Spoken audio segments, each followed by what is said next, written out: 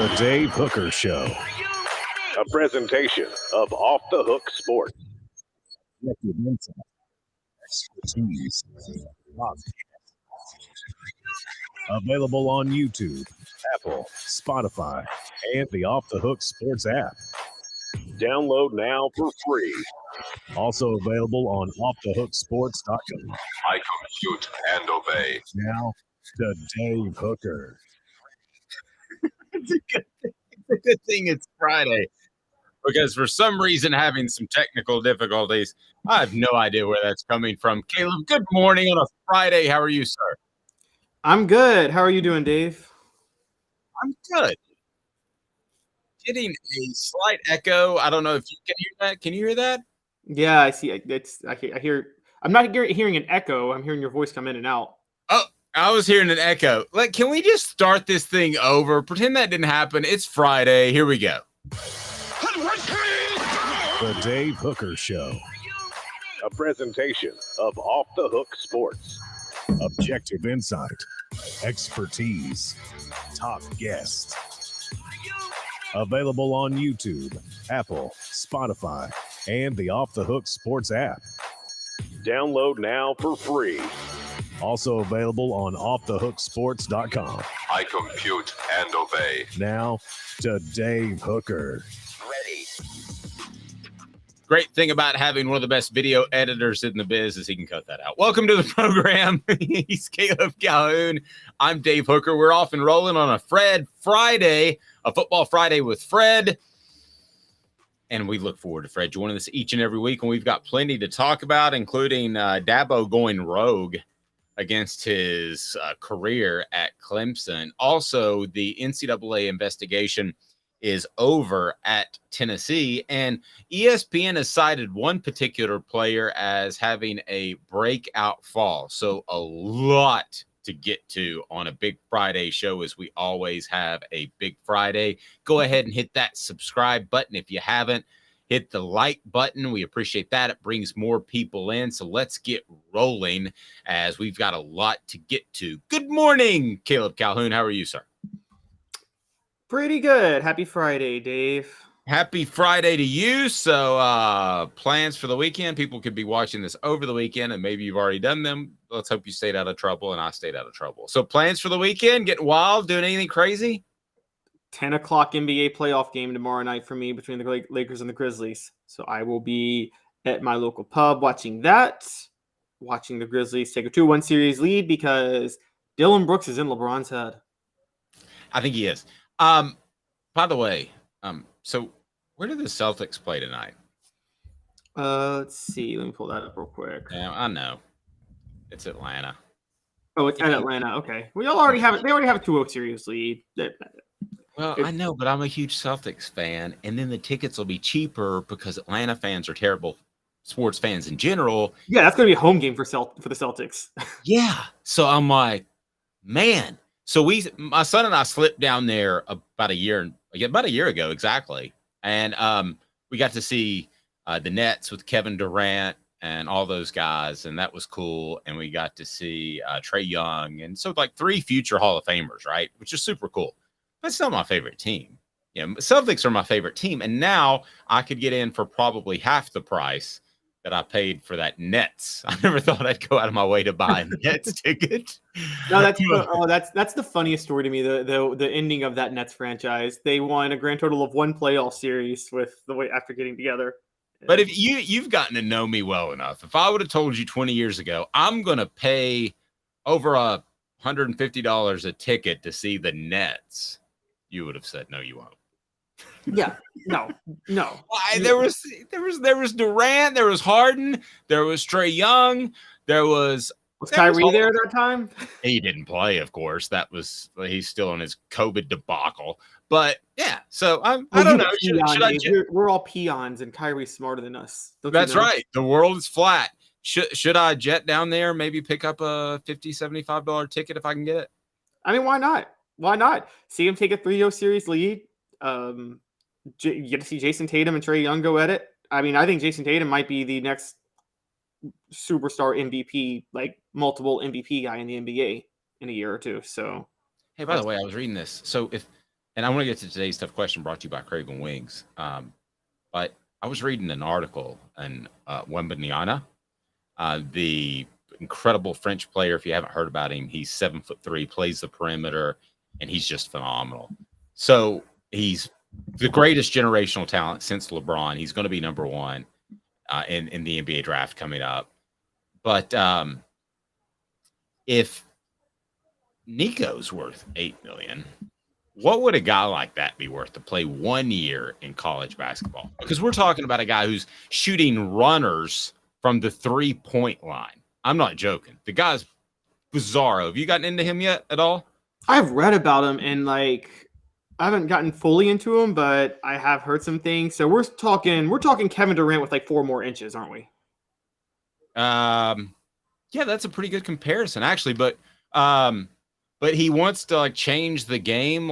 He just worked on literally a runner from the 3-point line, and he hit it. And then one game, the whole quarter, he wanted to shoot right-handed, even though he's left-handed. So he shot with his offhand, didn't miss a shot. Oh my gosh! I mean, it's I'm old enough. You're not, but I'm old enough to remember LeBron coming up in high school. No, I remember LeBron coming up in high school. Okay, well, I watched both of them. I don't know that he's going to have the drive as LeBron, but this guy, I'm telling you, is a better prospect than LeBron. Or the health. Those 7'3" finesse players can be very Yao Ming could only last 10 years because of that. Yeah, if that. I'm not even sure he made it to 10 healthy. But, we've got a lot going on. Let's go ahead and get to today's tough question. As the NCAA investigation, the hearing of infractions is over. So we do that right now. It's a presentation of Craven Wings. Today's tough question. Take a side. Take a stand. The Dave Hooker Show, a presentation of offthehooksports.com. Okay, God bless the many reporters who went to Cincinnati and sat there with video cameras and recording equipment and watched Jeremy Pruitt, Tennessee's brass, Philip Fulmer go in and out of offices. I don't know that a lot of information was gained by going up there, but certainly if you want to cover that, go for it. If you want to sit in the basically a conference room, and you're not allowed to go in the hearing, but here we are. So the hearing is over. Everybody has been interviewed. Pruitt's wife was there. You didn't have a Derek Ansley that was there, and Niedermeyer wasn't there because I think their part in the case has already been resolved. But I ask you this, now that it's over, let's make an official prediction. What will happen to Tennessee in terms of the NCAA investigation that hopefully will end sometime soon? So it's brought to you by Craven Wings. They've got the great brunch on Saturdays at the Choto location, always fresh, never frozen. They're phenomenal. So the probe is over. I give you 4 selections on today's tough question brought to you by Craven Wings. And it is probation, recruiting travel limits, or scholarship reductions, or a postseason ban. So far on our Twitter page, and it's a great way to react, by the way. If you want to interact with the show, we love that. You can go to OTH Sports Media or the Dave Hooker or Caleb Calhoun. And right now, it's 36% apiece, probation and recruiting travel limitations. Scholarship reductions is about 18%. Postseason ban, which I think is unlikely, is at 9%. So what say you, and the message board as well, if I give you those 4 options, Caleb Calhoun? Okay, so we're saying no punishment, scholarship reductions, and recruiting travel limitations, and postseason ban. Well, are you counting probation and no punishment as the same thing? That's the same I'm not. thing. Oh, okay. Yeah, basically the same thing. They're not going to avoid at least probation. Yeah. I'm going scholarship reduction and recruiting travel limit for a year. Okay. Well, then Travis says recruiting limitations. I think that's a given. I think they're going to take 2 or 3 weeks away. And that's one of those numbers that looks really good because you can say we're going to take these 4 coaches off of the recruiting trail for this period. And when you add it up, and let's say it's 7 days per coach, you look 28 days. and you're able to save some face if you're the NCAA. Yeah. I think there will be some scholarship reductions because the NCAA wants to save face. I said this in a column that I wrote on offthehooksports.com. The scary thing to me from Tennessee's perspective is twofold. One, Jeremy Pruitt is not an NFL coach. He's not going to keep the job there. He needs to get back in college. If he were to get a Donnie Tyndall 10-year show cause, his career's basically over. So he's disgruntled. He's mad. He's got an axe to grind. And then the other thing that scares me from Tennessee's perspective is that the NCAA just added like 40 employees in their enforcement office. So they don't want to look like they have no teeth, even though they don't.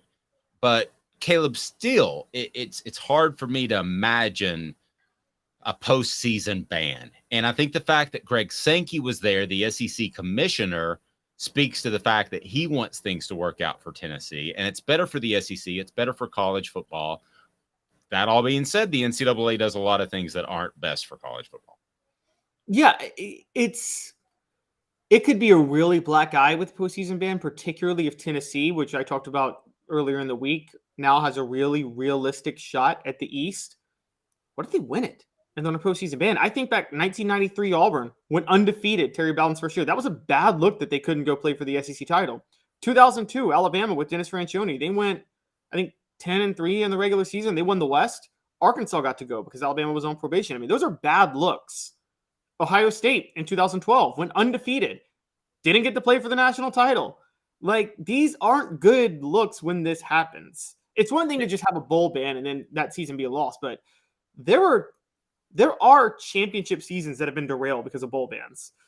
And it's kind of like the Alabama thing, a way different situation, but the Alabama basketball thing. Every time they came up, you mentioned the gun charges and the terrible, terrible incident that happened there. So, no, it would be bad because you would miss a chance at a championship, but as you pointed out, it's also horrible PR.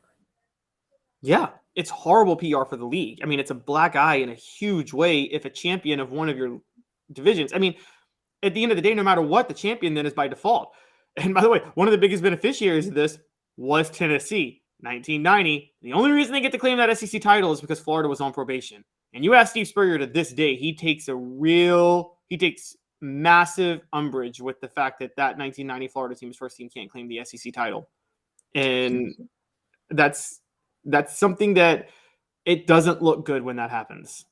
A couple of other facts that I uncovered.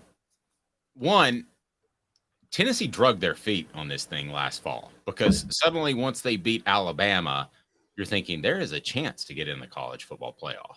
So they drugged their feet to not get a postseason ban last year. So for those that are upset that it's taking the NCAA so long, there's a reason. Tennessee drugged their feet because they didn't want a possible postseason ban last year.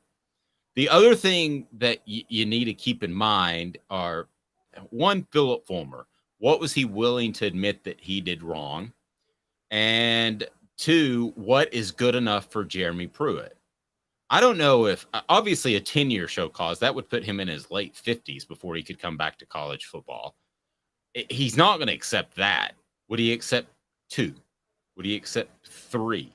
What would he accept? So those are a couple of things to watch. And as far as a postseason ban, the NCAA hasn't done that recently. And I look at, and this flies in the face of all tradition, Caleb, that I've been raised on. Okay, so since I've covered Tennessee, it's always been self-reporting, right? But what did LSU and North Carolina do when they were under NCAA investigation? They just basically gave the NCAA the middle finger. And they said, we're going to roll right on with this. Forget self-reporting. You have no teeth. Is Tennessee's approach in terms of self-reporting dated at all, Caleb? It might be. That's a good question. I mean, because that's what, as you pointed out, that's what Tennessee has been doing for decades. They've been doing it this way. Never thought about that, but 40 years, literally 40 years. Yeah. 86 was the first time that they did that. It's that's a really good question. Here's the thing with the NCAA, and this is the truth of the matter. It's only as powerful as teams allow it to be. It's only as powerful as teams allow it to be. And, because NCAA does a bowl ban. Okay, what happens then if the Sugar Bowl says, we're not doing this? If Tennessee wins, or the College Football Playoff Committee is like, we're not doing this. Who cares if you put in a postseason ban? We're still going to let them play. What are you going to do, NCAA? And, that's... Caleb, I think you're scared. I mean, I think the only reason to be really fearful about this is if the NCAA wants to make some sort of an example out of Tennessee now that they have more teeth, which I don't think is going to happen. I'm not trying to scare everybody here, but it is a realistic conversation because they've looked like fools for so long. So they did that with SMU with the death penalty. Now, Tennessee's not going to get the death penalty, but could they get something more harsh than maybe they deserve? I think that's a real possibility, but I still don't think that the NCAA nor the SEC wants to see Tennessee suffer anytime soon.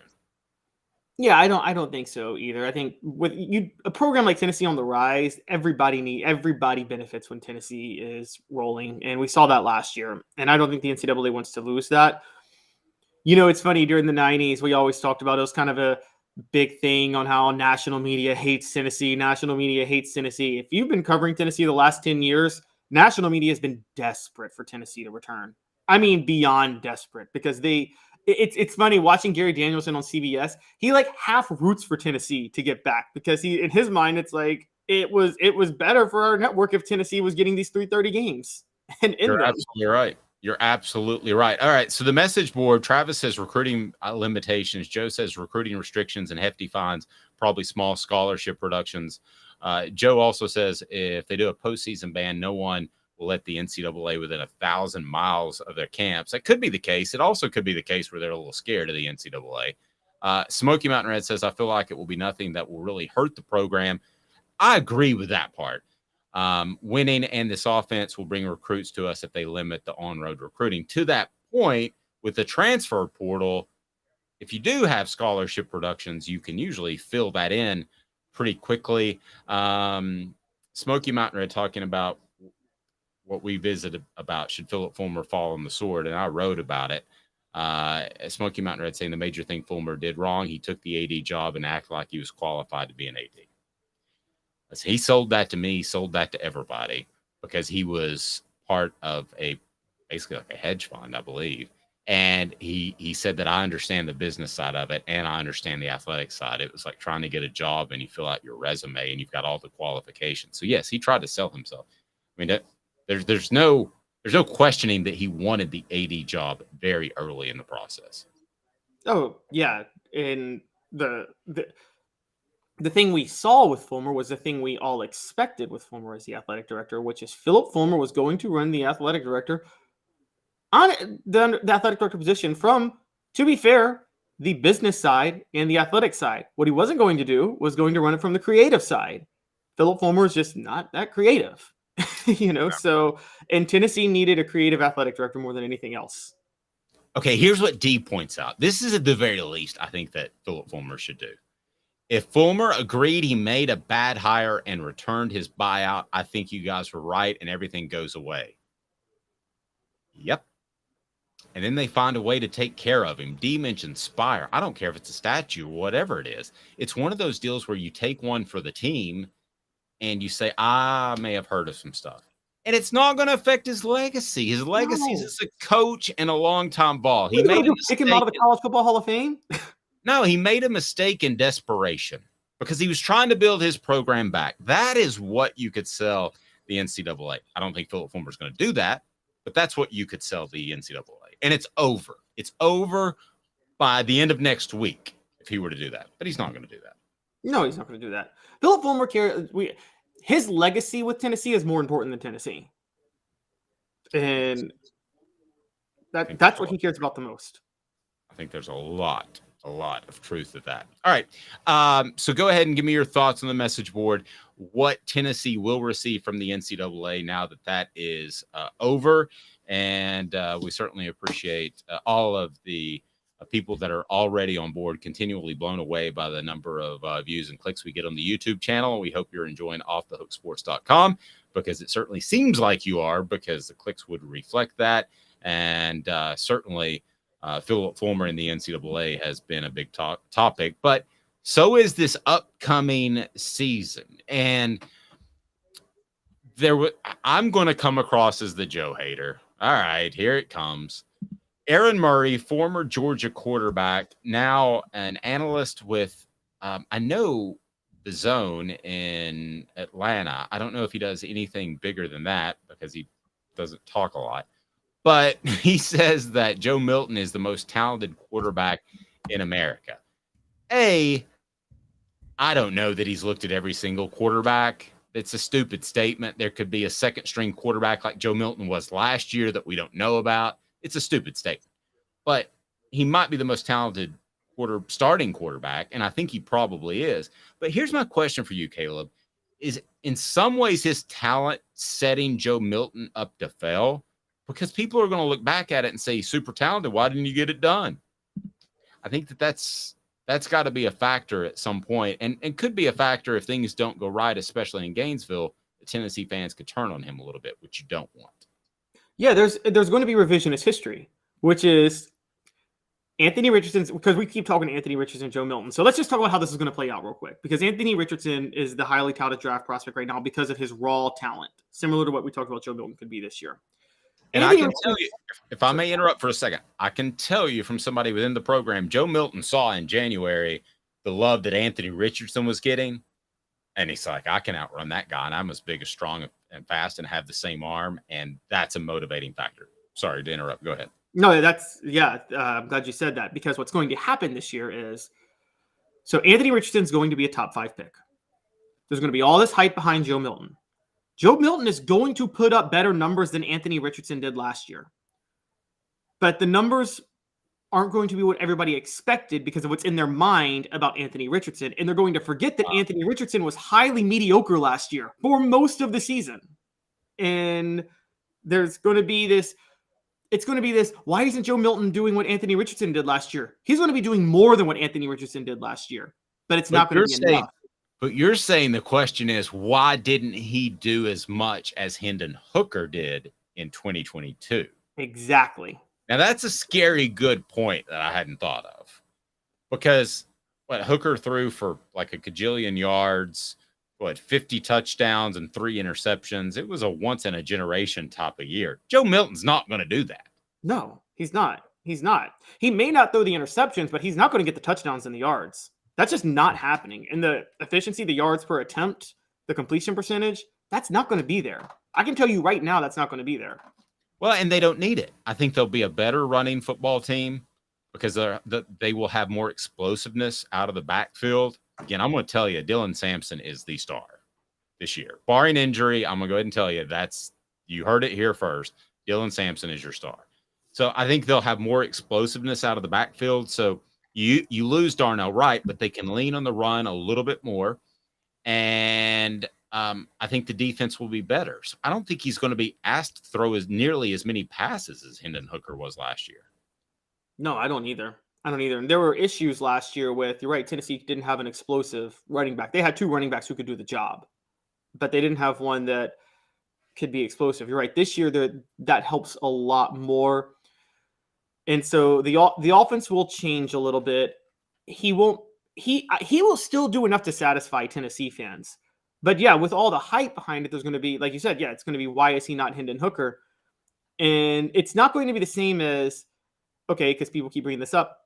1998, no one complained that T. Martin wasn't Peyton Manning.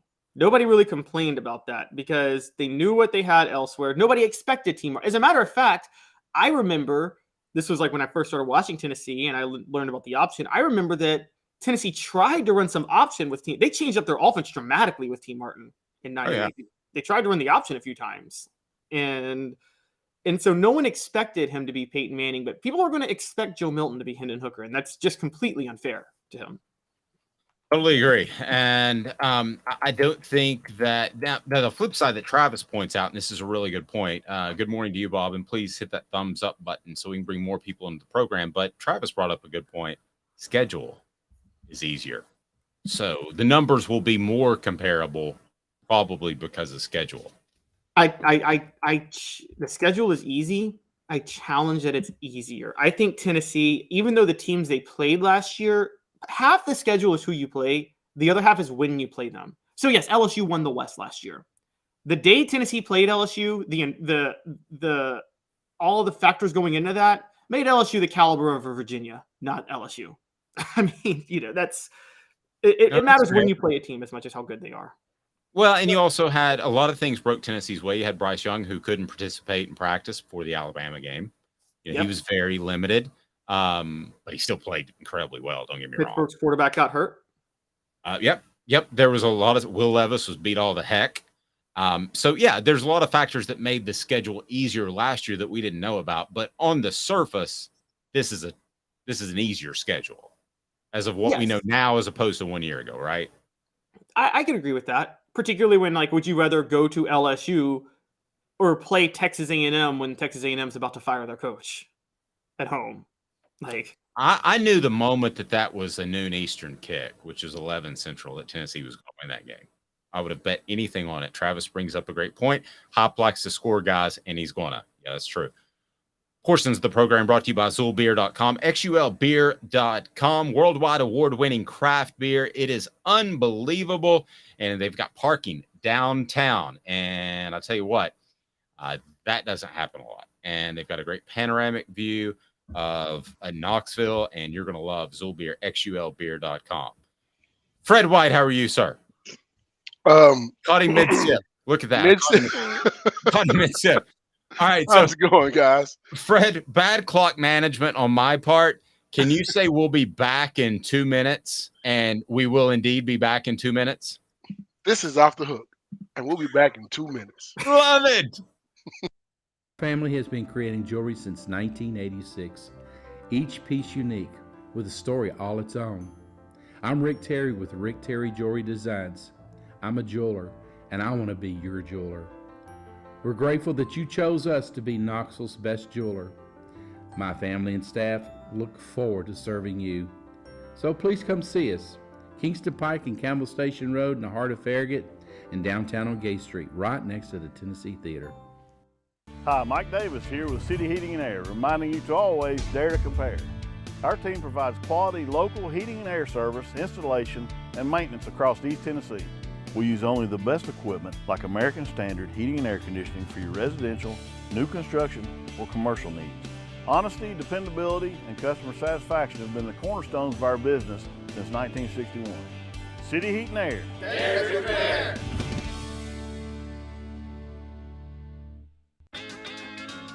Craven Wings has the cleanest, healthiest wings in town. We pride ourselves on our slogan, always fresh, never frozen.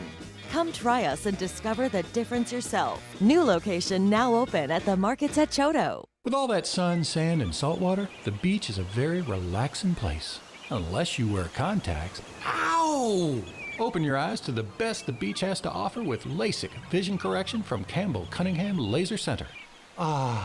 Do you want to own the more that owns every job? Then get to Vassy Lawn and Garden in Cleveland and get you a Toro. I'm David Vassy, here to talk to you about Toro. With a Toro Zero Turn, you'll get more out of every minute and you'll reach the finish line faster. At Vassy's, we like to say, no matter if you're mowing 3 acres a week or 11 lawns a day, homeowners and business owners alike find confidence in equipment they can trust from top to bottom. Vassy Lawn and Garden, Highway 60 North in Cleveland. Man alive, it's worth the drive. You're listening to The Dave Hooker Show, a presentation of OffTheHookSports.com. The internet is full of pictures of each and every one of you. Available on YouTube, Apple, Spotify, and the Off the Hook Sports app. Download now for free. Is there nothing you people can't do? Also available on OffTheHookSports.com. It's a Football Friday with Fred. He joins us now. Fred White can handle all of your insurance needs there in the state of Georgia. Allstate, you're in good hands with Fred White. Fred, how do people get a hold of you, sir? Dave, they can actually look us up online at fredwhiteallstate.com. They can also give us a phone call right here in the office at 770-381-0367. Give us an opportunity to show you that you're in good hands. Yep, and you absolutely will be. Let's start it off with a question on our message board already. Travis said, Fred, you think LSU took a ranked Tennessee at home nationally televised game lightly, or did Tennessee just dog walk them because they were inferior? I think he's referring to a comment that I made that when that was a noon game and LSU practices in the afternoon, Tennessee practices in the morning. When I heard that was a noon game, I was like, Tennessee's winning this game. No question. Oh, you said we were winning? I thought Because we're Tennessee. noon game? Yeah, when it was announced that the LSU Tennessee game was noon, which was 11 Central, I thought that was the safest bet that week in America that Tennessee would win that game. I thought it was a trap game. Did you? You go back and you look at the history of Tennessee playing games that are 11 o'clock in the morning Eastern time, and I'll tell you how many times we've won. Not many. We usually lose those games. Those are the games that always catch us and trap us. 1999, we played against Arkansas in Arkansas. Noon game, Central Time, 11 o'clock in the morning our time, we got beat. And that is the game. I hated playing early games. Even if you practice in the morning, it's just something about playing a football game at 11 in the morning. That's different. No, I agree, but you always practice in the afternoons. True. So Tennessee practices in the morning. I mean, those guys, we talked to Cooper and Jacob. Those guys are up and at them at like 6, 7 a.m. and in bed by 9 or 10. I mean, we were up at 6 or 7 in the morning too, though. I mean, working out. We weren't practicing, but we worked out early morning. Well, that's a fair point. LSU, though, their fans were super hungover. I think we can all agree on that. They were hungover more because we whooped their butt. I'm going to give credit to what credit is due, and I'm giving credit to Johnson and offense. I don't think they took us lightly. They just didn't realize what type of offense we were running.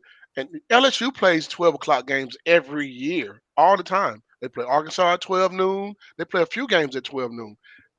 They didn't realize what hit them so fast. And I applaud for throwing the kitchen sink at them early.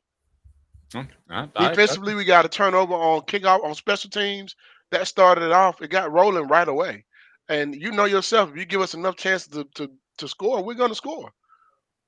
Very true. Go ahead and click that thumbs up button, the like button, so we can bring more people in. We haven't talked to you since the orange and white game. It's pretty short, but what were your impressions? Anybody stand out? What did you think of Tennessee's final, air quotes, practice of spring camp? I don't take as much from the spring game as I do going to watch a regular practice. Because spring game, some of the guys may not play. They may not play a lot. You got guys mixed in and mingled in that may not never even be on the football field together, period. But what you get a chance to see in going to watch a regular practice and they scrimmage is ones against ones, twos against twos, those type of things. And ones against twos, it's a different beast going to watch practice than it is just going to watch the spring game. But I did have my eye on two guys in particular, two freshmen. I can't think of the kid's name right now. My mind just went blank. From Virginia, the freshman from Virginia, 6'2" kid. I wanted to see what he was going to do. I watched him in practice, and he was amazing. Selden, I want to say his name is. Oh, Cam Selden, yeah. Tell me. And then I also watched the kid from Knoxville, man, Bishop. Yeah. I just wanted to see what those two guys can do. No offense to the running backs we already have. I think we have some really good guys. I like Small. I also like Wright. I think Wright is a really good football player, got speed. But there's something about a 6'2" running back in your backfield when everyone else is 5'11", That's true. Also run. It makes a difference with the offense that we have. I think he can keep the chains going, and if we can have that one guy who can make those big plays, it changes the entire football game for us on offense. If you have a question for Fred, post it on the message board or on our Twitter account, and we'll get it right to him. Think about Deshaun Bishop. He's from Carnes, which is right next to Powell. And I'm going to go ahead and tell you that Bishop, as of November, was going against a bunch of dudes who ran like a 5'8" 40 that were 148 pounds. That transition in 3-4 months to go to spring camp in the SEC, just to even keep your head above water, is saying something. Dave, let me say this to you. There's talent in Knoxville. There's a lot of it. Some of it has to go somewhere else every now and then. It gets overlooked. And one of those kids that I remember going to watch was Alcoa, Cobb. Oh yeah, Randy Cobb. I went to Knoxville just to go to a high school football game. I went to a Carnes high school football game just to watch Bishop this past year. And I remember thinking to myself, oh, yeah, he's an SEC football player. He's the best football player on the field. And not just myself, a couple of my other teammates went to go see him too against different talent. And you could tell. Some guys just have it. Wow. He's one of them. Pretty strong. Caleb is going to jump in here. I'm going to go ahead and go on record that I think, and we want to get your thoughts from some other practices you went to. I'm going to go on record. Dylan Sampson will be the breakout star of this upcoming season. Dylan Sampson, mm-hmm. Running back, brings a little bit more speed, but you really like Cam Selden, so maybe I'm off base there. No, but I came to watch those two. I know what Dylan Sampson brings. I watched him last year, even though he was injured a little bit during the year, trying to get back to. He's the one kid that we look at and see. I see a mix of, well, I hate comparing guys, but he puts me in the mold of a Alvin Kamara. He has the speed, he has the moves, he can catch the ball out of the backfield, all those type of things. I see him right small. But then I'm watching these two freshman running backs. It's a crowded room right now.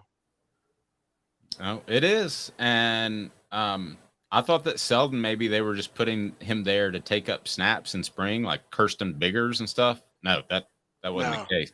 That's not the case. Before we get to Caleb, Mr. Hold on. I gotta put some respect on Kirsten Biggers' name. And that's my roommate he was my roommate for a year. Well, I'm not doing him like that. No. But he wasn't an SEC back. Hey man, I got much love and respect for Kirsten Biggers. He was my roommate for a while. All right. I can't do him like that. So can I throw Michael Brewster under the bus? yeah. I don't know what that is. He was the next Kirsten Biggers a few years after you were gone. He was the spring star, and then he was gone. Let's get to Caleb. First of all, though, Mr. Jones said, is Fred related to Reggie White or Danny White, Tennessee's athletic director? Neither. Especially not Danny.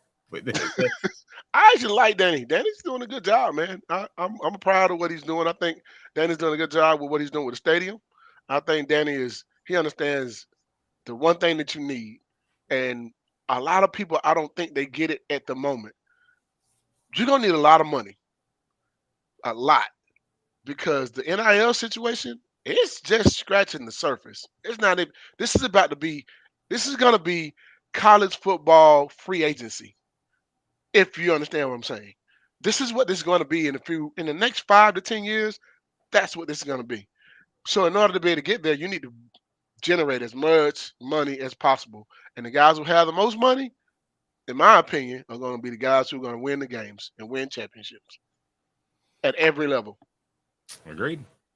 Fred, before I jump into talking a little spring, I just first have to ask you, because we were talking about it earlier. You're in Atlanta. Dave's thinking about going to the Hawks Celtics game 3 tonight. My question is, can you hook me up on that, by the way, Fred? No, not that. I'm sitting here trying to figure out. I didn't get the phone call. No, my question to you, to troll Atlanta sports fans, will there be more Hawks fans or Celtics fans there tonight? Hey. Dave. I'm a Celtics. I'm going to have a real sit down with Caleb when I see him.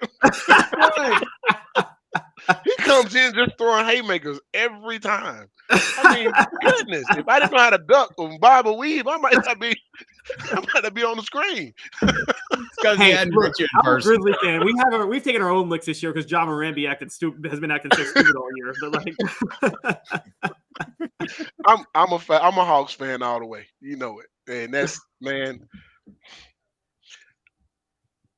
We don't have it this year. We have the talent, absolutely. We have talent, but I think that we let a really good coach. We've let 2 really good coaches leave. Yeah. Budenhauser done won 2 championships now. You let that guy get out of the city. Well, he did. He was drinking and driving on the streets of Atlanta. It was probably time to go. No one here has ever done that. But Terry McMillan, I thought he was going to be a good fit, and it just didn't work out. Sometimes your star player and your coach don't get along, and all of a sudden it's gone.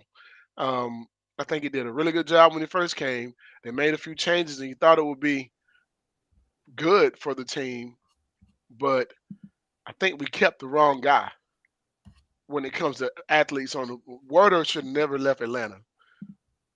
Fair enough. I'm gonna start breaking down Jason Tatum's game here in a second. No, I'm not. Oh. All right, Caleb, bring us back to the Vols. So speaking with spring ball, a lot of the talk was, and I know you've been to a few practices, a lot of our talk was about who steps in at cornerback, because I think Tennessee desperately needs somebody to fill the void. Did you see anything from Jordan Matthews or Ricky Travis or any of the newcomers in the defensive backfield during the spring? I watched my DBs, and I watched them more during the spring practices, and I saw some good things. We got some good receivers out there too. I mean, you got some guys that can go get it. These young guys can run. They're fast. They got good hands. I got to see more. I didn't get a chance to evaluate the guys who transferred in as much because I only got a chance to watch 2 practices. And I kind of spread it out because I wanted to see those freshman running backs and I wanted to see those freshmen that came in early, those type of things. But when I come back in the summer, I get a chance to watch some 7-on-7 DB drills, those type of things, and it gives you an idea of what you have. Watching just regular drills against no one shows you a lot about a DB. Work ethic, technique. Does he stay high? Can he come out of his breaks? You can tell from that point whether or not they're going to be good football players or not. But I'm waiting to see what happens this summer and just kind of I'm looking forward to the summer workouts and going to be able to see them do that. Yeah, I have a better assessment then. Yeah, and I think for a lot of those that may not know, you talk about the 7-on-7s. I think the summer can be as big for linebackers, defensive backs, wide receivers, quarterbacks as spring can. So there's a lot of growing left to do. We had a question about receiver Nathan Leacock, and also you mentioned the receivers are really good. So you kind of address him, and then Dante Thornton would be one, and then Squirrel White would be the other, who are probably going to be competing for that slot position. Just give me your thoughts on them and the receivers as you saw them. Well, I think we got fast. I mean, we lose some speed and we still have some speed, and we gained a few. And one guy has a few more inches on the others. The kid Dante from Oregon, I think he's going to be a good add. For one, he can run good routes. He's been in the game before. He's already been on a big stage. He understands what it's like to be a college football player. Now, he's never had opportunity to play against SEC talent except for playing against Georgia, but that's what it's like every week. And to see him excited about the fans coming out for spring game lets you know that he hasn't seen what it's like yet. And when he's lighting up that scoreboard, it's going to be a different story. I think this kid's going to come in and do some big things for us because he can stretch the defense, whether he's on the outside or whether he's in the slot. If he's in the slot, he's an automatic mismatch because of size and speed. I think he's going to be good for us there. Keaton, I like the fact that he's a kid that can catch the ball. He runs the right routes, runs really good routes, catches the ball with his hands.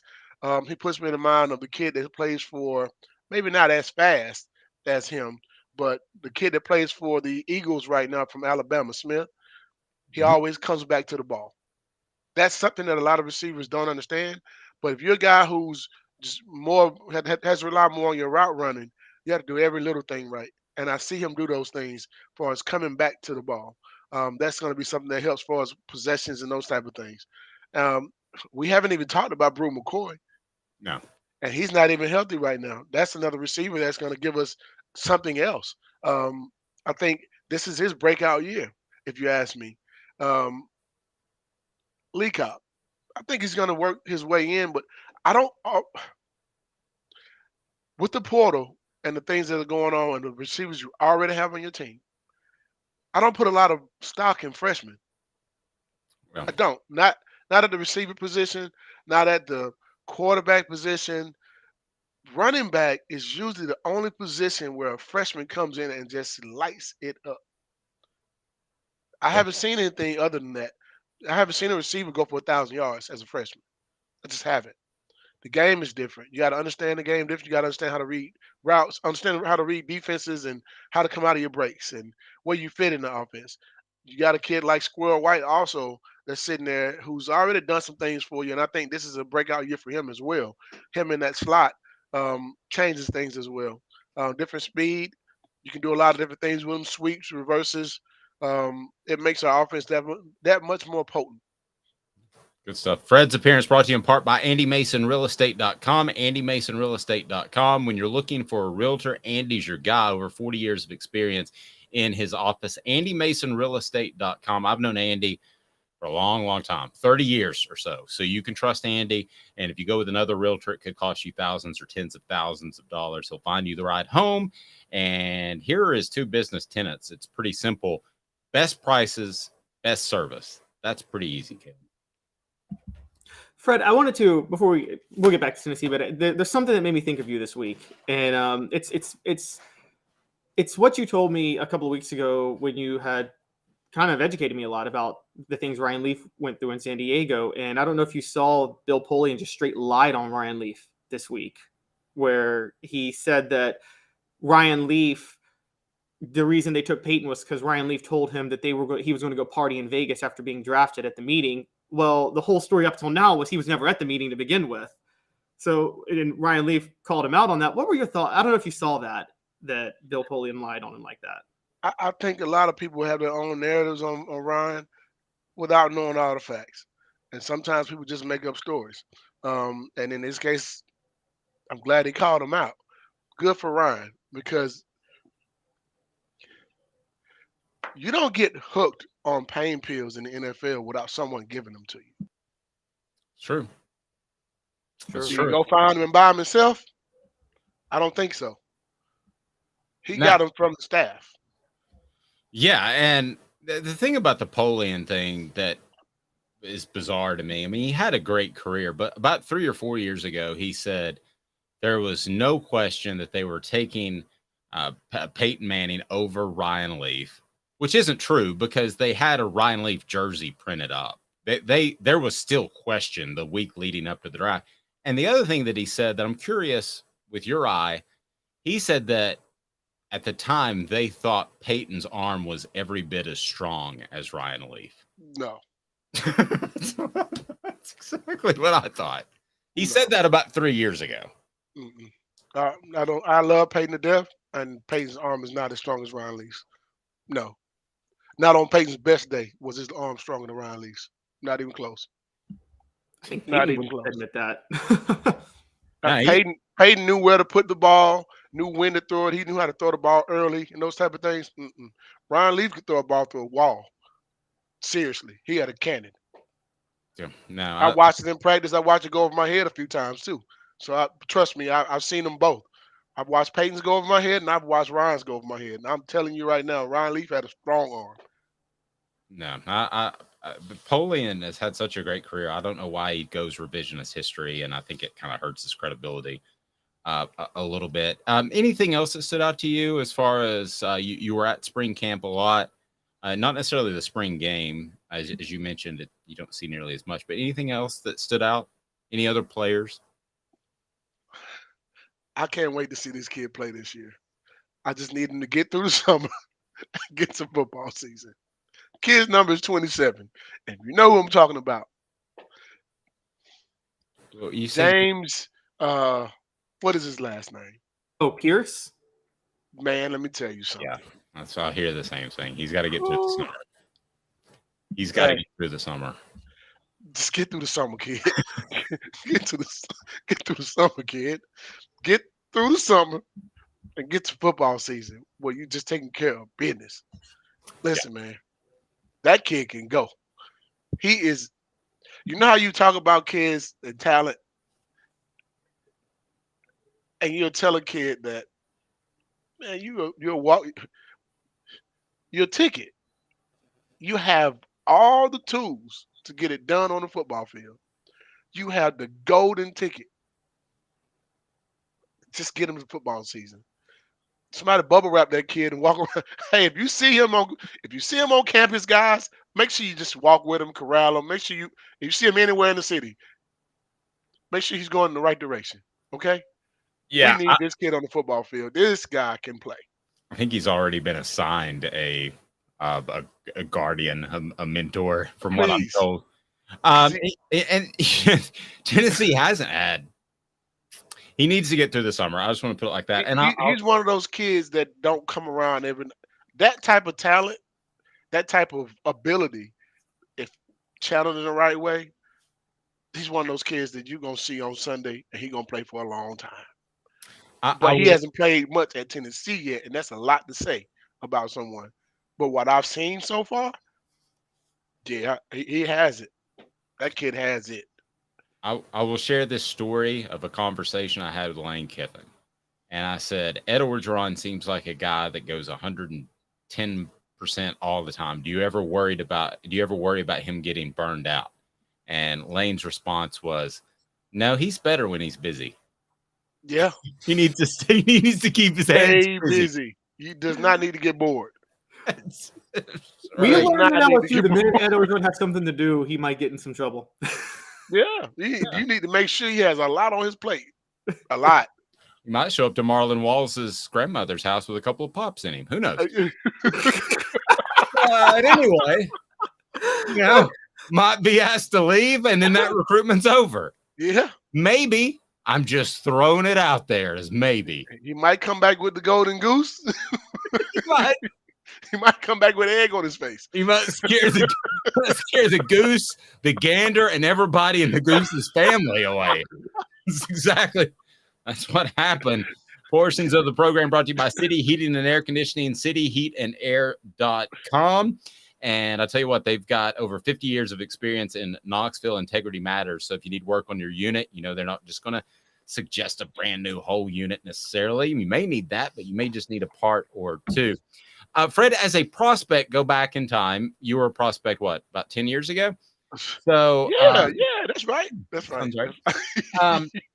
Is this like way over a prospect's head? Are they thinking about things like NCAA investigations? Do they look at, if you were to hear a bowl ban or a postseason ban, I should say, of a year, or you were to hear scholarship reductions or anything like that, would that affect your decision?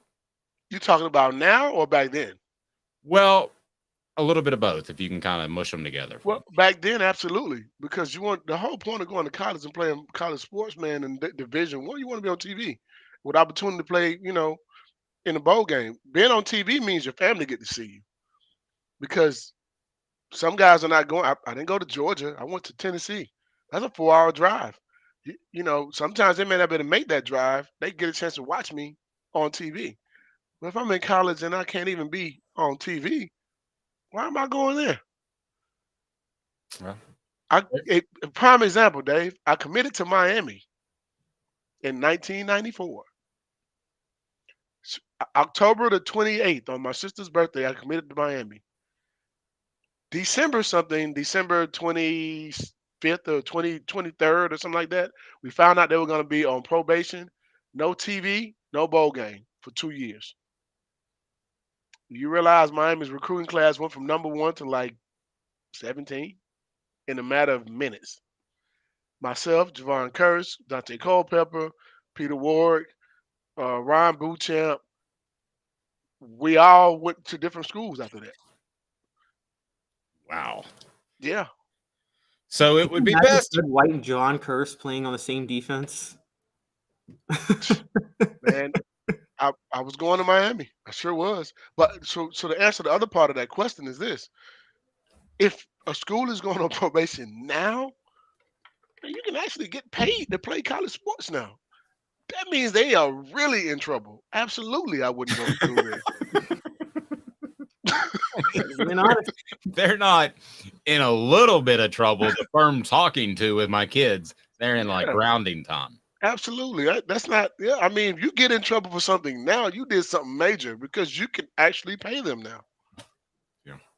Fred, again, how do we get in? We want people to click that thumbs up button, the like button, so we bring more people in, but subscribe, because Fred joins us each and every Friday. So Fred, again, man, Allstate, you're in good hands with Fred White. Absolutely. And my staff is a really good staff as well. It's kind of short right now, but we're adding to it. Melissa is a really good person. When you call and she's answering the phone, I guarantee you she's gonna be very pleasant. And you might want to talk to her more. You want to talk to me. I'm just saying. But no, we make sure we take care of our business with our clients. We try to make sure they're in good hands at all times. Just give us a call whenever you decide you want to have a conversation about insurance or want to buy some insurance. We love that too. No doubt. But just give us a call, 770-381-0367, or you can look us up online. You can actually get a quote from our online page. You can ask questions from there. You can actually text me. It comes directly to my cell phone from our online page as well. So just give us a call. If you got questions you need answered, if you're looking just to get a good quote, just give us a holler.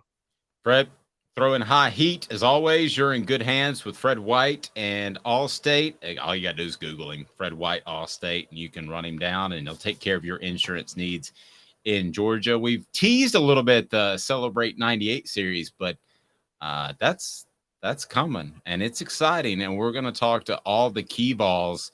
And can you believe it's been 25 years, Fred? It feels like yesterday. It does. It still feels like it was yesterday. Some of the same stories, some of the same memories. Man, 25 years is a long time.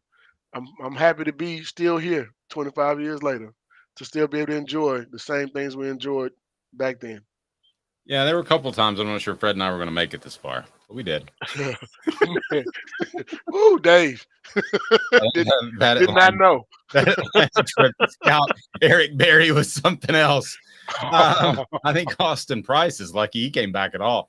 All right, great job, Fred. We appreciate it. Fred White, Allstate, and we'll visit with him each and every Friday. Buddy, have a great, blessed weekend. Hey, man, you guys too. Go Vols. Thanks, Fred. I appreciate that. They could use Go Vols on the baseball diamond as well. So coming up, one of Tennessee's chief recruiters has lost his great appeal. We're going to get to that right after this. Stay tuned. This is a production of Off the Hook Sports, and also Philip Fulmer Falling on the Sword. I want to dive into that a little bit more. Portions of the program brought to you by Campbell, Cunningham, Taylor, and Hahn. Look at me. I can see. No contacts, no glasses. It's awesome. Campbell, Cunningham, Taylor, and Hahn. Local vision done correctly there in the Knoxville area. They can do the annual visits. They can also do cataract surgery. They can do LASIK surgery like me. They've got it all. 2 minutes. And then that head coach, it's losing his appeal, and it's one of Tennessee's chief recruiters. So it's good news for the Vols. Stay tuned. 2 minutes off Vogue Sports. And Craving Wings South North Shore location, where we've heard people say that you can get the best wings in East Tennessee. Pero ¿quién es este?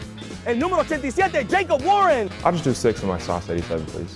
Imposible, señorita. Dale 6 más. Look at these wings. Perfectas, deliciosas, fantásticas. Man, I don't know what you're saying, but it sounds awesome. How do you say fresh, never frozen in Spanish?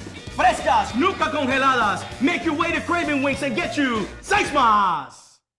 But what was funny about Cadis, we were a full continuum of care at that time. We had detox, we had inpatient, we had outpatient. So we were doing a lot of the things that we do now.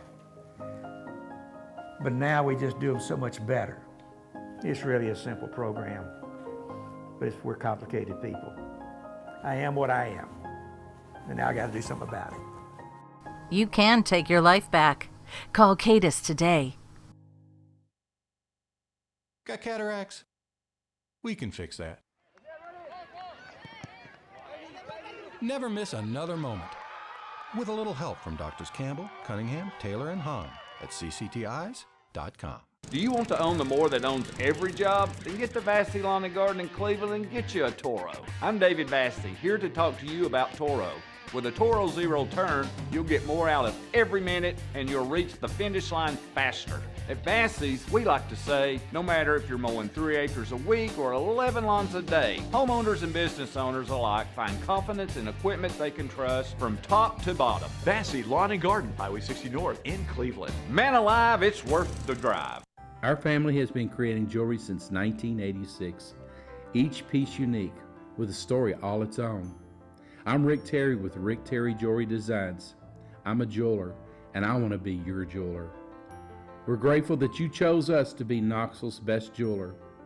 My family and staff look forward to serving you. So please come see us. Kingston Pike and Campbell Station Road in the heart of Farragut, and downtown on Gay Street, right next to the Tennessee Theater. Who's this guy? Hello, who is it? The Dave Hooker Show. Who? A presentation of Off the Hook Sports. What? YouTube, Apple, Spotify, and the free Off the Hook Sports app. Back to Dave Hooker. Who has smashed the like button? I hope it's you. Have you subscribed? We're at a bit of a milestone coming up. A couple of thousand subscribers in less than a year. We're excited. So if you haven't subscribed, please do that. But also, click that thumbs up button. The like button helps us bring more people into the conversation. So I teased just a moment ago the fact that one of Tennessee's chief recruiters is getting in his own way. One of Tennessee's most important areas in recruiting may open up slightly because this coach is on the downhill slide. There is no question in my mind. Why would I say that? What the H? What the? What was he thinking? Release the hounds. The Dave Hooker Show. Keep cool. A presentation of offthehooksports.com. All right, so here we go. Dabo Swinney is no longer a player's coach. I believe that firmly. I don't think he was for NIL. I think he played up the part of Pastor Dabo, kind of like Hugh Freeze, although I think he was way more authentic than Hugh Freeze. But now Dabo is going to have to cut some walk-on players that received a scholarship because he's over the scholarship limit. We also had Brent Venables, who left. I think was an incredible defensive coordinator, but not a good head coach. So let's go ahead and jump on that right now. Dabo Swinney, your thoughts on what he has said publicly, what has been reported, the fact that he might have to pull some scholarships from former walk-on players who earned those scholarships. How big of a deal is this in recruiting for Clemson, for Tennessee, Caleb? This is huge. So to quote what he said was, so Clemson has 88 scholarship players due to an influx of seniors that are coming back for their final year. They didn't expect this many. Dabo came out and said, we didn't anticipate 7 seniors coming back. We do a good job in managing our roster, but that put us over. They all know, we tell them up front, we can't guarantee you this next year, but hopefully we will be able to keep you. It is what it is. That is the life of a walk-on. No, it's not. If you're a walk-on and you get a scholarship, that's not your life. You're a scholarship player at that point. And this is... I've never heard of a walk-on having a scholarship pulled once he got it. I haven't either. Ever. 25 years of covering college football, I haven't heard of that. And I know these are walk-ons, and that's different from players on the recruiting trail, but this stuff travels. This stuff travels, which comes across as a coach who doesn't keep his word. He's already, as you talked about with the NIL money, has come out so heavily against it. This is a problem. You said it. Dabo is not the player's coach he was 7-8 years ago. I mean, I remember 2018, Kelly Bryant, I think, started the first game, and then Trevor Lawrence came in. Dabo went to Kelly Bryant and said, look, I'm starting Trevor Lawrence. He's the better quarterback. I will help you to get to transfer to wherever you want to go in the school that's best for you, which Nick Saban would never do. And that really helped Dabo's credibility. He would do things like that all the time, and players respected him. The media respected him. He might even wade, not like Mike Leach level, but he would wade into the political waters a little bit, but he would do it in a very respectful way where even if his players would by and large disagree with him, they still respected him because he would actually have a conversation and not cast aspersions on anybody. This is bad what he's doing right here. And he's already hanging by a thread, as you talked about, with the coordinators losing, or with the coordinators gone, Tennessee emerging. There's not room for Clemson and Tennessee to both be powerhouses. I've said that for a while. And we talked about the Orange Bowl being somewhat of a changing of the guard. And I feel like Dabo Swinney is just, he's adding more nails to his coffin when he does this. Yeah, and I think it's outside of his choice. Okay, I think when you build a program up, and Brent Venables, like at Tennessee, had David Cutcliffe, they go on to become head coaches. I think you erode a lot of that. I think that his lack of willingness to accept NIL was just dumb. I understand you may have a philosophical issue with it, and perhaps I do. Perhaps Caleb does. I don't, but if I did, obviously with Cooper Mays and Jacob Warren who work with us, I wouldn't tell you about it. So he could have kept that quiet. The bottom line is, Clemson fan, and when we talk objectively about all programs, Clemson's on the way down. It simply is. There's no arguing that. They won 2 championships. They had a special defensive coordinator who's not going to be a good head coach, but really shored that end of it up. And that's what Tennessee had with John Chavis. Maybe not as special as Venables, Caleb, but similar in that when they had talent, they would put pressure on you and they would get things done. But Chavis couldn't get that head coaching job for years. So Philip Fulmer was able to take advantage of that being taken off his plate and be a great recruiter and help put together the offense. So Clemson fan, I'm sorry, you're not going to win another championship. When you have to face the toughest teams in the SEC right now come college football playoff time, whether it's 4 or 12, I don't see you stacking up. Listen, you had everything on the line against South Carolina, and so did Tennessee, but Tennessee is a younger program under Heupel than Swinney. You had everything on the line, and you didn't get it done. That's the simple fact. Clemson is on the way down. Can they change it? Lincoln Riley's brother comes in to try to run a different offense. Maybe they can change it, Caleb, but if I were asked to bet a mortgage payment, I would say that's not going to change. And Dabo Swinney, like Fulmer, would just kind of muddle along for 6, 7, 8 years, be slightly competitive, and then at some point the fans will outcry too loudly and you'll have a change. That's the way this is going to shake out, Clemson fans. Sorry. Yeah, and let's also break this down. Clemson's got 2 national titles. They weren't the best team in the country really either of those years. Maybe the Trevor Lawrence year, they could make a case. But what really happened was they should have been better the next year. They should have. You're right. What really happened is they won they coasted through the ACC without getting banged up at all because they're playing an ACC schedule. Then they get to the college football playoff fully healthy, and they usually got an easy game in the semifinals before they played Alabama in the national title. Alabama got banged up going through SEC play, and that's how Clemson won. Okay, when the college football playoff expands to 12 teams, which it's about to do, Clemson will still roll through the ACC fine. Well, now you got to win 3 games in the college football playoff. You're a lot more banged up by the time you get to the national title game than you are in a 14 playoff. I don't think Clemson will have enough to. I mean, we talk about this all the time because I remember when Boise State would upset a Power 5 team, everybody would be like, see, they belong. It's like, okay, you can do that one game, but can you do that week in and week out? And they never had the depth to do that. Clemson does not have the depth to win a national title in a 12-team playoff. They just don't. And that's going to expose itself too. Here's the other thing. South Carolina's recruiting really well. I mean, South Carolina picked up 3 commitments this week and 4 over the past week or so, 10 days. And if they have to face off against South Carolina, let's not forget this. I know I'm showing my age here. South Carolina is still the state school. I mean, so, you're going to have, and it doesn't seem the case based off what's happened over the past 20 years, but there's a lot of allegiance to South Carolina over Clemson. So what can Clemson get done? Sure, they can win the ACC. Sure, they can go back to the Orange Bowl because their schedule is so easy, but competing for a championship's not going to happen. And Travis says for about 10 years, Dabo was getting the players Tennessee was supposed to get. That little stint is over, and it's back to being mediocre. Right now, would a T. Higgins or Amari Rodgers go to Clemson over Tennessee?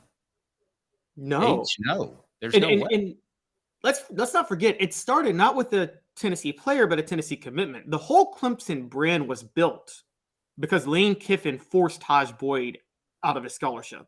It's very true. If that doesn't happen, Dabo Swinney doesn't make it to 2012 as a head coach. I'm just telling you guys that right now. Taj Boyd saved him and built Clemson's profile just enough while Tennessee was falling for him to be able to recruit more elite players, like you said. But you talk about the South Carolina thing. Yeah, it's funny. Dabo Swinney's first 5 years as a full-time head coach, 2009 to 2013, South Carolina beat Clemson every year. That was during the heyday with Steve Spurrier and Jadeveon Clowney. But you're right. South Carolina, there's no reason to think they can't compete other than, I'm sorry, Gamecock fans, I don't want to live in Columbia. You come at me. I don't really care. It's not a fun place to be. Kudos to Dabo Swinney for getting the most out of that program and the most out of his coaching ability. Yes. I don't say that that sounds like a backhanded compliment, and maybe it is. But if you would have told me that he's going to win 2 championships after taking over for Bowden and he was kind of a default hire, I would have said you're insane. He did that. Did he get lucky? Yeah, a little bit. You could argue Tennessee got fortunate in 1998. It's done. It's over. And Clemson fans don't want to hear that, but it's a fact. I can tell you what will help them get through it. Go to crafttreats.com. Crafttreats.com will offer you the chill pills that'll help with your Clemson football anxiety. They're actually meant for your pet, but go for it. They have the CBD infused chill pills, and they're awesome. Helps with anxiety, arthritis. Also will help with your pet's digestive issues. It's just awesome. And if you don't go with the chill pills, you can always go with many of their other products, great holistic pet treats that are going to absolutely make your pet feel better, and they will be happy to eat them. Use the promo code off the hook at crafttreats.com, and you will get 20% off. How incredibly awesome is that? I think pretty awesome. All right. So I want to get to another topic that, excuse me, I just wrote about on offthehooksports.com. So I'm going to change gears a little bit. So Clemson, you're off the hook. I didn't mean for it to sound like that, but anyway, you're off the hook. Nick Saban said recently that he thought playing LSU, Auburn, and Tennessee was a bit much. Josh Heupel retorted when asked about the Tennessee-Alabama rivalry. He said that's something that's very important to our fans, and we want to keep that. At this point, as of April 2023, who cares more about their program, Nick Saban or Josh Heupel? Wow. While you're thinking, let me lay out some of the parameters. Alabama's done a lot for Nick Saban. Nick Saban's done a lot for Alabama. Josh Heupel, I think, is a long-term coach. But do we ever really know? No. Florida didn't think Steve Spurrier was going to step away in 2001. So with those parameters, what would you argue? Who cares more? Not about what they do in 2023, 2024, 2025, but the long-term health of the program. Smoky Mountain Red already saying Saban is very comfortable and nearing retirement. So, Caleb, what say you? Because Saban has been an orchestrated guy. I think he was orchestrated in what he said about the permanent opponents. I don't think Josh Heupel is necessarily orchestrated. I think he wants to play Alabama. I think it's a recruiting sales pitch, and he knows that Nick Saban's close to retirement. Who cares more about the long-term health of their program? I think I would have to say at this point, based on the evidence, it's right now Nick Saban. And I say that in this way. Nick Saban's a little more focused on recruiting than Josh Heupel is. Josh Heupel is more of a schematics coach, which is fine. That's fine. But when a schematic coach leaves, you don't leave the cupboard as stocked as you do if you're a recruiting coach like Saban. The other point is, it's really hard to argue against Nick Saban's. This guy's got 6 national titles at Alabama, and he's still coaching like he's hungry for his first. I mean, I want to know and I respect it. What is in somebody that makes them so successful? And Saban talks about this all the time. The human nature is to survive, not thrive, which is whenever we reach a goal of something, it's natural for us to rest on that goal in our laurels. And he's got this thing in his head where he's never satisfied. And I mean, he's like, the only thing better than 6 national championships is 7. The only thing better than 7 is 8. And I wonder what is in a person or a coach that makes them that way. And I can't, and maybe it is about him personally, but Alabama's certainly benefiting from it. Like, the phrase, we're going to win so much, you're going to get sick of winning. It's like Saban doesn't get sick of winning. Well, I think it's Josh Heupel cares more about the long-term success of the program. I think Nick Saban, as he proved by coaching at LSU and then one of LSU's fiercest rivals, Alabama, that he is what most coaches are, and that's a mercenary, right? I could be proven wrong tomorrow. Josh Heupel could bolt like Lane Kiffin, but he's fooled me. And I wouldn't have said the same about Butch Jones. I think Butch Jones, had he been successful at Tennessee, would have looked for another job. I think that Jeremy Pruitt, it's hard to say. I think Derek Dooley would have, with those guys, there was just no upside. So I don't think that they would have looked for another job, but I think Butch Jones would have. I think all those guys would have.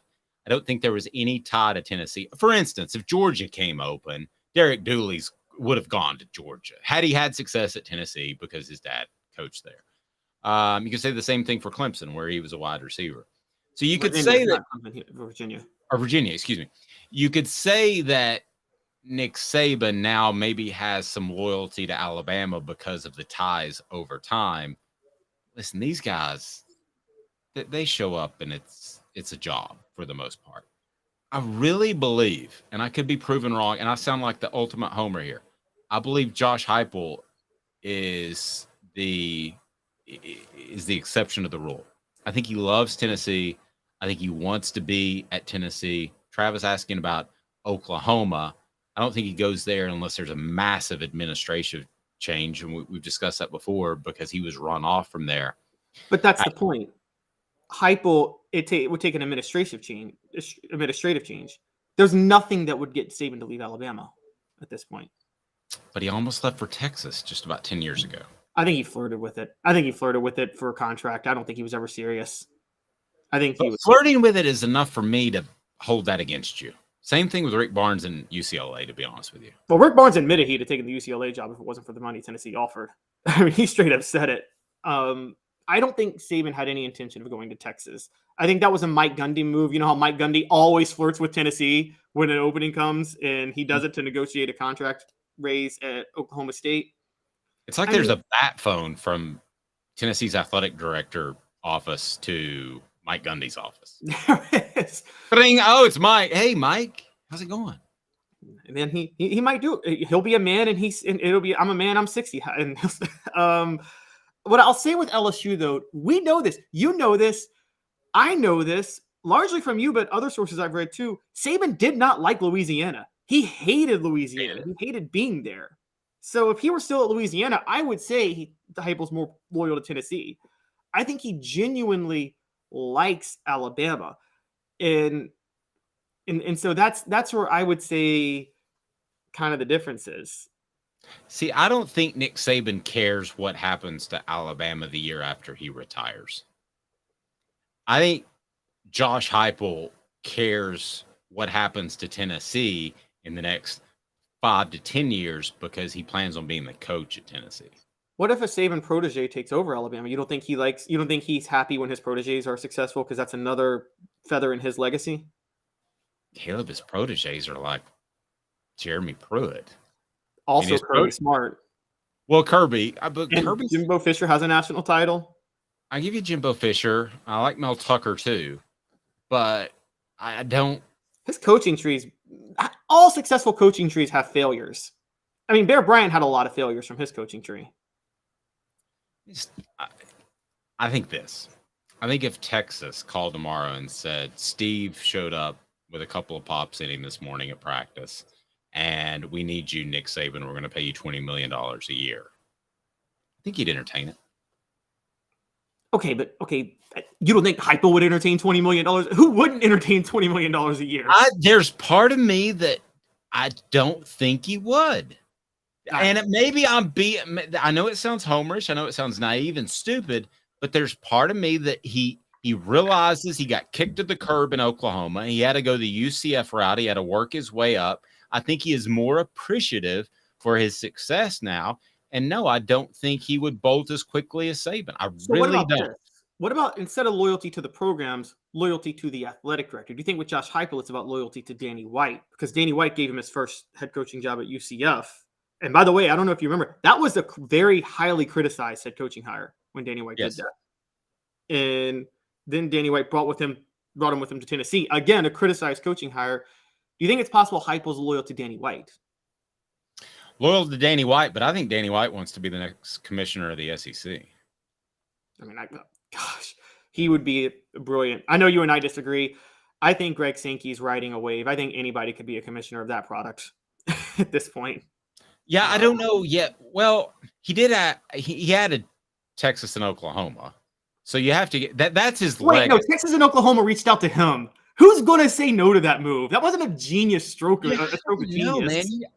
I don't know. That's risky bringing those teams in. No, it's not. It's not risky to bring in Texas and Oklahoma. Well, that is going to be his legacy, is expansion. Okay, so Slive's legacy was cleaning up the conference.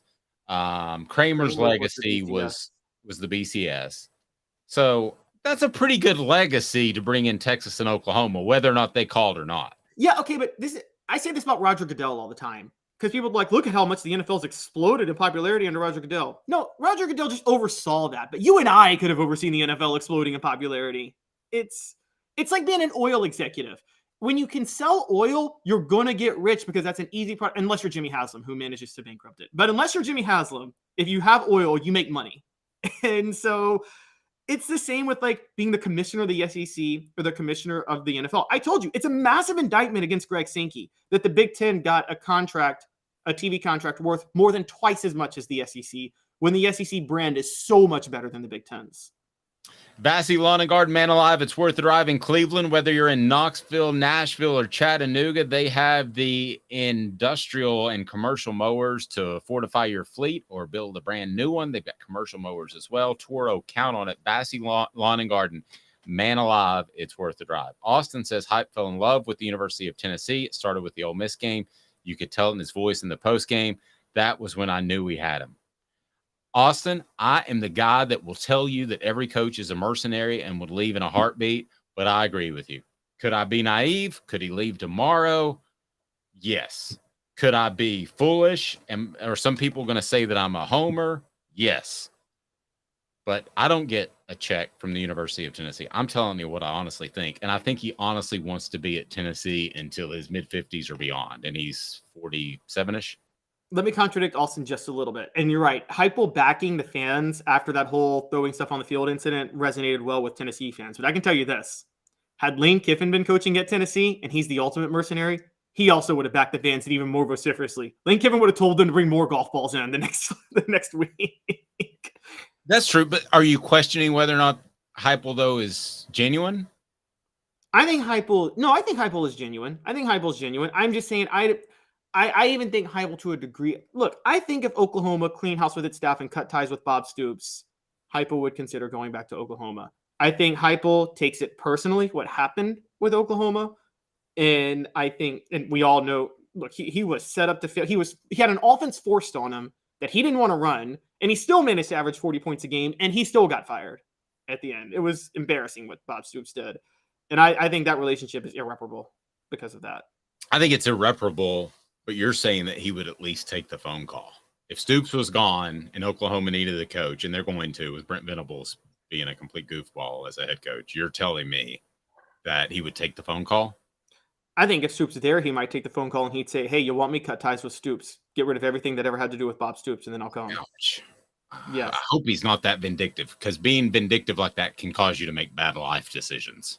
Being vindictive like that is why Josh Heupel ran up the score of Missouri last year. That's different than moving your whole family out west and going to another school. I mean, that's a little different. I mean, look at Michael Jordan. He took everything personally. Now it worked against him because I don't know how you feel. I think Michael Jordan retired early out of loyalty to Phil and vindictiveness to Jerry Krause, and I think he actually regrets that to the end of his. He's going to regret that to the end of his life, retiring early. 98. Mr. Jones says Heupel exudes genuine. You can tell he cares about what he is doing. And hype would never stoop. I see what you did there, Mr. Jones. Hype would never stoop that low. You guys are so like, oh my God, my coach is of great character and nobody else is. Well, you know, I'm not like that. And I know you're not. Because every time that Caleb goes into the British accent, that means that we're going to be condescending to our listeners and watchers. He loves you. I have the most amazing coach. The character of the coach is so important, and the integrity. Well, then I will tell you that things that Josh Heupel has done that I don't necessarily agree with, like running off players nowadays. I think he's done that with some of the quarterbacks. But no, I think if God stepped down right now and said, I can guarantee you that you'll have a successful career, but you have to sign a lifetime contract with the University of Tennessee, I think he would do it. Possibly. I think he's happy where he is. I think it was a destination job from day one, and it always bugged the ever-living heck out of me that people said it wasn't a destination job, that it was a stepping stone job. Sorry, that's South Carolina. That's Mississippi State. That ain't Tennessee. Wait. I gotta respond to Travis because he said he's coming at me because he says they all can't be Brian Kelly. Okay.